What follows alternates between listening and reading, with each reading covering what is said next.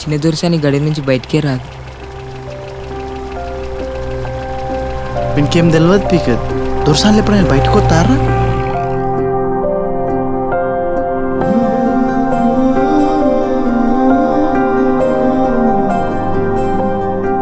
నేను చిన్న దొరసాని ప్రేమిస్తాను రా.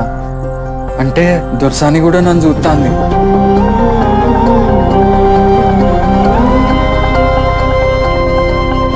దొరసాన్ని ప్రేమిస్తాండా?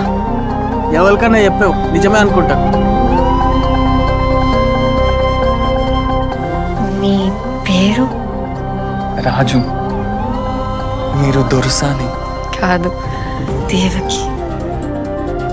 కాదు, మీరు నా దొరసాని.